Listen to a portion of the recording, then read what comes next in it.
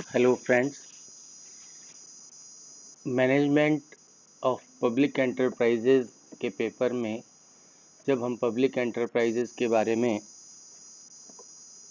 बहुत गहराई से अध्ययन कर रहे हैं तो बात आती है लोक उपक्रमों के संगठन के प्रारूप की। Organisational forms of public enterprises. लोक उपक्रम किस संगठन के प्रारूप में बनाए जाएंगे, इस पर उसकी सफलता काफ़ी कुछ निर्भर करती है। उसके संगठन का प्रारूप उचित होना चाहिए और जो प्रबंध है वो संगठन के प्रबंध की कला मानी जाती है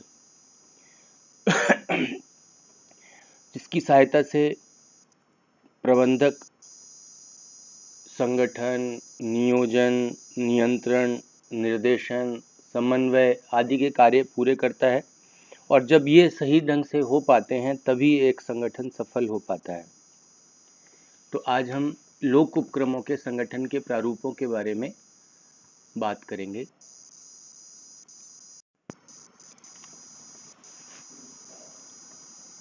संगठन का कोई एक प्रारूप ऐसा नहीं है जो सभी उपक्रमों के लिए समान रूप से उचित हो।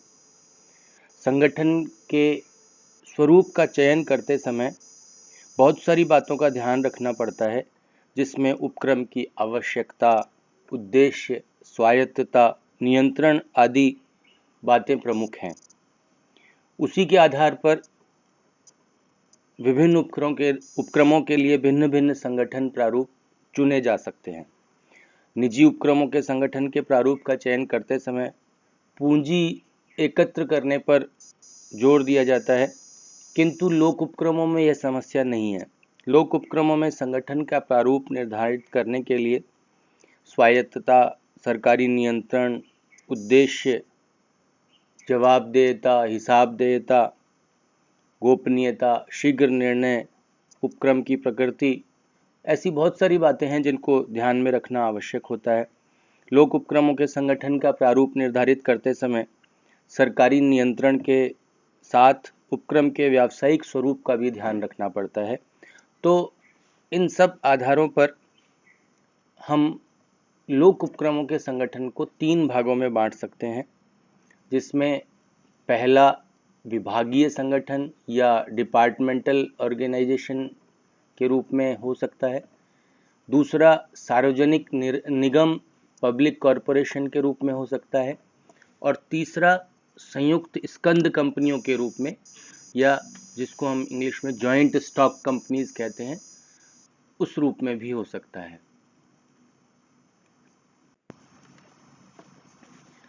पहला है विभागीय संगठन, डिपार्टमेंटल ऑर्गेनाइजेशन।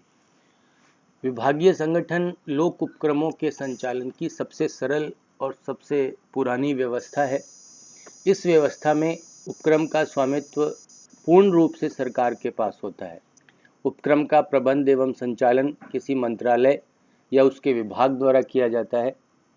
ह्यूक्ला लिखते हैं, विभागीय संगठन मुख्य रूप से सोपानात्मक हायरार्कियल संगठन व्यवस्था है, जिसके सबसे ऊपरी सिरे पर मंत्री होते हैं जो संसद के प्रति जवाबदेह हैं। विभाग की प्रबंध व्यवस्था मुख्य रूप से प्रशासनिक अधिकारियों के हाथ में रहती है और वित्तीय व्यवस्था, वित्तीय नियंत्रण ट्रेजरी के अंडर में आता है। संगठन प्रारूप की यह व्यवस्था मिलिट्री में पाई जाती है, सेना में पाई जाती है, इसलिए इसे मिलिट्री पद्धति भी कहा जाता है। यह पद्धति उन लोक उपक्रमों के लिए उचित मानी गई है जो सुरक्षात्मक एवं विकासात्मक उद्देश्यों के लिए कार्यरत हैं। हमारे देश में राष्ट्रीय महत्व के सुरक्षात्मक एवं विकासात्मक उद्देश्यों के लिए पाए जाते हैं, कार्यरत हैं। हमारे देश में राष्ट्रीय महत्व के सुरक्षात्मक उद्योग जैसे यातायात और संचार उद्योगों में विभागीय संगठन के प्रारूप को अपनाया जाता है। कुछ आय देने वाले औद्योगिक और वाणिज्यिक एकाधिकारी उपक्रमों के लिए भी विभागीय संगठन का प्रारूप ही सबसे ज़्यादा उचित माना जाता है। विभागीय संगठन के प्रारूपों को भी हम 3 भागों में बांट सकते हैं। पहला, मंत्रालय के प्रत्यक्ष नियंत्रण में, दूसरा मंत्रालय के विभागाधीन और तीसरा अंतर विभागीय समिति या मंडल के अधीन। तो सबसे पहले की चर्चा हम करें विभागीय संगठन प्रारूप के उपक्रमों की प्रबंध और संचालन व्यवस्था किस प्रकार से की जाती है। तो उसमें सबसे पहला है मंत्रालय के प्रत्यक्ष नियंत्रण में। मंत्रालय के प्रबंध नियंत्रण में या प्रत्यक्ष नियंत्रण में जो विभागीय प्रारूप अपनाया जाता है वो मंत्रालय के अधीन होता है। इनका प्रबंध संचालन और वित्त व्यवस्था उस संबंधित मंत्रालय के द्वारा ही की जाती है। भारत में रेलवे इसका सबसे बड़ा उदाहरण है, जिसके लिए एक अलग से मंत्री निर्धारित किया गया है। भारत में रेल मंडल किसी मंत्रालय का भाग नहीं है, बल्कि मंत्रालय के रूप में भारत सरकार के अधीन कार्य करता है। और पहले तो इसके लिए एक अलग मंत्री ही निर्धारित था, अब वित्त मंत्रालय के अंडर में ये सीधे सीधे आ जाता है। तो वित्तीय प्रबंध व्यवस्था वित्त मंत्रालय के अंडर में होती है। दूसरा जो विभागीय संगठन का प्रारूप है वो मंत्रालय के विभागाधीन। मंत्रालय के विभागाधीन वे उपक्रम हैं जो किसी मंत्रालय के अधीनस्थ के रूप में कार्यरत हैं। इनके लिए अलग से मंत्री नहीं होता, बल्कि किसी मंत्रालय के अधीन ही ये कार्य करते रहते हैं। हम अपने देश की बात करें तो इसमें ordnance factory, integral coach factory, Chittaranjan locomotive works, post and telegraph department, Akashvani, Doordarshan, atomic power project आदि इसी प्रकार के संगठन या इसी प्रकार के उपक्रम के प्रारूप हैं। तीसरा है अंतर विभागीय समिति या मंडल के अधीन। इसके अंतर्गत विभिन्न मंत्रालयों और विभागों के प्रतिनिधियों की एक समिति या बोर्ड बना दिया जाता है जो इस प्रकार के उपक्रमों का संचालन करता है। तो इस मायने में यह मंत्री के प्रत्यक्ष नियंत्रण में न होकर उस बोर्ड के द्वारा संचालित किया जाता है।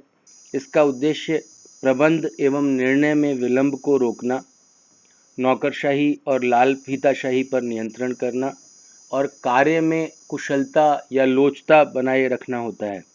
हमारे देश में भाखड़ा नांगल डैम, हीराकुंड परियोजना आदि इसी प्रकार के विभागीय संगठन का प्रारूप मानी जाती है। हम विभागीय प्रारूप की विशेषताओं का जिक्र करें तो सबसे पहली विशेषता इस प्रकार के जो उपक्रम है उसकी होती है सरकार द्वारा वित्त व्यवस्था। विभागीय उपक्रमों की संपूर्ण व्यवस्था सरकार द्वारा की जाती है, यानी कि इनका स्वामित्व पूर्ण रूप से सरकार के पास होता है। इनकी वित्त व्यवस्था सरकारी खजाने से या ट्रेजरी से की जाती है और आय भी सरकारी खजाने में ही जमा होती है। प्रतिवर्ष की जो वित्त व्यवस्था है वो बजट में तय की जाती है, यानी कि जो सरकार का सालाना बजट है उसके द्वारा उसकी वित्त व्यवस्था होती है। दूसरी विशेषता प्रबंध एवं संचालन। इस प्रकार के जो उपक्रम होते हैं उनका प्रबंध संचालन संबंधित मंत्रालय के डायरेक्ट या इनडायरेक्ट कंट्रोल में होता है और इसके लिए मंत्री संसद के प्रति जवाबदेह होता है। उसकी सारी जो भी हिसाब देता या जवाब देता है वो संसद के प्रति रहती है और इस प्रकार से ये संबंधित मंत्री के अधीन कार्य करते हैं। तीसरी विशेषता सरकारी नियम कानूनों के लागू होने की होती है।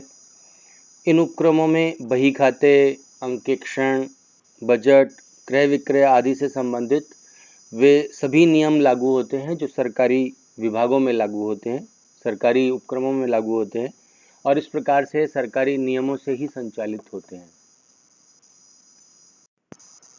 कर्मचारी, इन उपक्रमों में जो भी कर्मचारी नियुक्त किए जाते हैं वो उच्च पदों के लिए सरकार की प्रशासनिक सेवा के अधिकारियों को लिया जाता है और सभी कर्मचारी एक तरह से सरकारी कर्मचारी ही माने जाते हैं और उन्हें वे सभी वेतन, भत्ते और अन्य सुविधाएं प्राप्त होती है जो सरकारी कर्मचारियों को प्राप्त होती हैं। और इन पर सभी सरकारी नियम लागू होते हैं। कानूनी मुक्ति। इन विभागीय संगठनों को कुछ विशेषाधिकार प्राप्त होते हैं। कोई भी व्यक्ति या संस्था इन उपक्रमों पर सरकार की अनुमति के बिना कोई कानूनी वाद या मुकदमा दायर नहीं कर सकता। हिसाबदेयता। ये उपक्रम अपने कार्यकलापों के प्रति संसद के प्रति उत्तरदायी माने जाते हैं और ये जो उत्तरदायित्व है वो जो इनसे रिलेटेड जो मंत्री है जिसके पास इनका चार्ज होता है उसका होता है और वो अपनी जो हिसाबदेयता या जवाबदेयता संसद के प्रति रखता है। यह विभागीय उपक्रम से संबंधित पूछे गए प्रश्नों के संसद में उत्तर देता है। विनियोग या इन्वेस्टमेंट। विभागीय उपक्रमों में सारी पूंजी सरकार के द्वारा विनियोजित की जाती है और निजी उद्यमियों को इसमें पूंजी विनियोजन की कोई किसी प्रकार की छूट प्राप्त नहीं होती है। तो सारा विनियोग जो होता है वो सरकारी होता है। नियंत्रण। जब हम नियंत्रण की बात करते हैं तो इन पर नियंत्रण भी उसी प्रकार से होता है जैसे सरकार के विभागों पर होता है और ये माना जाता है कि इनके ऊपर संबंधित मंत्री का पूर्ण नियंत्रण होता है। विभागीय अध्यक्ष। इन उपक्रमों पर विभागीय अध्यक्ष का नियंत्रण होता है जो सामान्य रूप से उस विभाग का मंत्री माना जाता है। विभागीय अध्यक्ष तो इस प्रकार से ये एक प्रकार से डायरेक्ट इनडायरेक्ट मंत्री के अधीन ही होते हैं।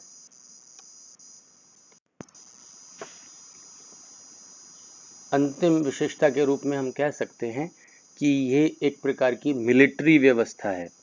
विभागीय उपक्रमों में आदेश देने की एक निश्चित व्यवस्था होती है जो बिल्कुल जस्ट लाइक मिलिट्री होती है, मिलिट्री व्यवस्था के अनुरूप ही होती है।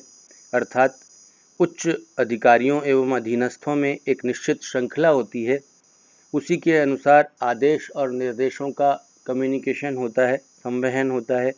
इसमें सूचनाओं का संवहन तत्काल जो उच्चाधिकारी है, जो इमीडिएट बॉस माना जाता है जिसको, उसी के द्वारा किया जाता है और इस श्रृंखला को तोड़ा नहीं जाता है।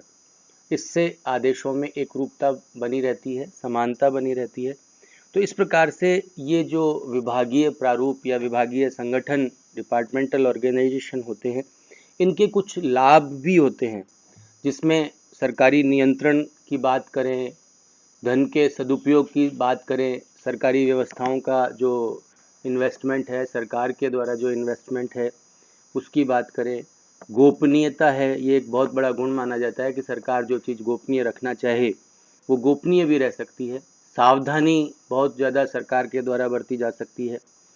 मितव्ययता भी एक गिनाया जा सकता है। इस मितव्ययता का अपोजिट भी होता है कि इसमें कभी कभी अपव्यय भी होता है, लेकिन अगर हम चाहें या सरकार चाहे तो मितव्ययता भी हो सकती है। कुशलता और नियमितता की बात है। प्रतिरक्षा और जनोपयोगी सेवाओं के लिए सर्वाधिक जो उचित प्रारूप है ये डिपार्टमेंटल ऑर्गेनाइजेशंस ही माने जाते हैं। विकासशील देशों में जो विकासशील उद्योग हैं उनके लिए भी ये सर्वाधिक उपयुक्त व्यवस्था मानी जाती है। एक सबसे बड़ी बात जो आजकल समाजवादी सरकार की आती है, समाजवादी व्यवस्था में सामाजिक और राजनीतिक उद्देश्यों की पूर्ति भी इसी प्रकार के उद्योगों से होती है। तीसरा जो लास्ट जो हम सबसे बड़ी विशेषता कह सकते हैं वो पक्षपात का भय नहीं होता। सरकार चाहे, हालांकि सरकार चाहे तो पक्षपात कर भी सकती है, लेकिन पक्षपात का भय भी इसमें नहीं माना जाता है। लेकिन इसके साथ साथ कुछ दोष भी हैं। इसमें लोच का अभाव माना जाता है, आवश्यक प्रेरणा और पहल शक्ति का अभाव माना जाता है, नियंत्रण ज़रूरत से ज़्यादा इस पर हो जाता है, वित्तीय नियंत्रण भी कभी कभी सरकारों का इस पर ज़्यादा होता है, लाल फीताशाही और जो नौकरशाही है, ब्यूरोक्रेसी इस पर हावी हो जाती है, अधिकारी जो होते हैं उनका अधिकारों का केंद्रीयकरण कर लेते हैं, योग्य और अनुभवी कर्मचारियों का अभाव पाया जाता है क्योंकि ज़्यादातर सरकारी कर्मचारियों के द्वारा व्यवस्था की जाती है, प्रशासनिक अधिकारियों के द्वारा की जाती है। लागत और लाभ के प्रति उपेक्षा का भाव हो जाता है कि सरकार तो व्यवस्था कर ही देगी, तो इसलिए क्या चिंता करनी है। तो इसलिए लागत और लाभ के प्रति एक अलग उपेक्षा का भाव हो जाता है। कभी कभी सीमित उपयोगिता की भी बात आती है। इसका सीधा सीधा सारा भार जनता के ऊपर आता है। जो भी खर्चा किया जा रहा है, जो विभाग होते हैं मंत्री के अंडर में, उन पर कार्यभार बढ़ जाता है। एक दोष ये भी माना जाता है कि संसदीय हस्तक्षेप इनमें बहुत ज़्यादा हो जाता है। अधीनस्थों के सुझाव की उपेक्षा की जाती है और विशेषज्ञों का अभाव भी माना जाता है। इस प्रकार से इनके गुण और देशों के आधार पर देखें तो बहुत सारे इनमें कमियां और अच्छाइयां भी पाई जाती हैं। तो इस प्रकार से ये पहला प्रारूप था डिपार्टमेंटल ऑर्गेनाइजेशन का।